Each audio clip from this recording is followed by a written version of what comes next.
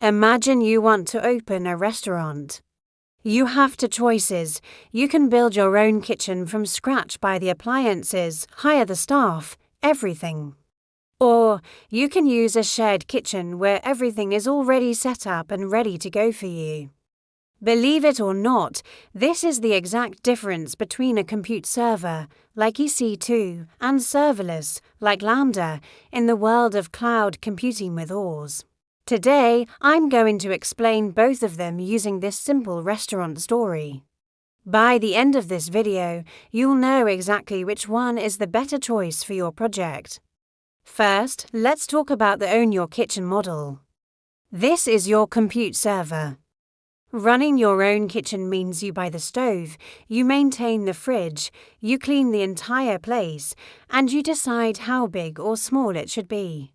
And here's the key part: whether customers show up or not, you still have to pay the rent for the space. This is exactly like a compute server, such as Amazon EC2. You are responsible for managing everything: the server size, the operating system updates, the scaling, and all the security patches. If only one customer comes, you pay. If 1,000 customers come, you have to scale up your kitchen, and you end up paying even more. It's powerful, it's flexible, and it's highly customizable, but it also comes with a lot more responsibility. Now, let's imagine the other option, the user-shared kitchen model. This is serverless.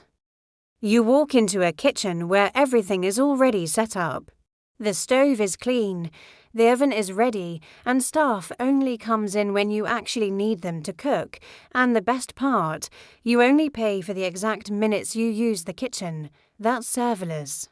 Like as Lambda, you don't have to manage any servers, you don't have to patch anything, you don't have to worry about scaling.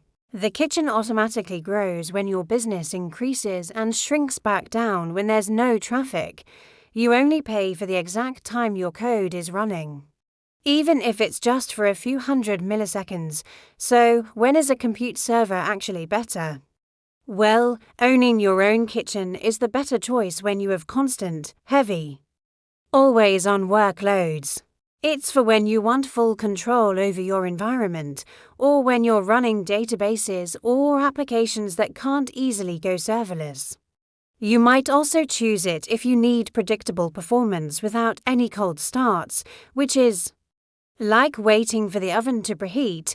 Imagine you're cooking large, complex meals all day, every day. In that case, buying your own equipment becomes cheaper in the long run. On the other hand, when is serverless the better option? The shared kitchen model shines when your traffic goes up and down and is unpredictable. It is perfect if you want to avoid managing servers and want automatic scaling without lifting a finger. It's also great if you want to pay only for what you use. This works incredibly well for event-based workloads like APIs, automation scripts, or batch processing jobs. It's the ideal choice for startups, small applications, or any API that has inconsistent demand basically. Anything that doesn't need a full-time server running 24/7. So, the big question remains, which one is truly better? The honest answer is that neither is better than the other. It all depends on what you're cooking. If your restaurant runs 24/7 with heavy, consistent traffic, then the compute server is your winner.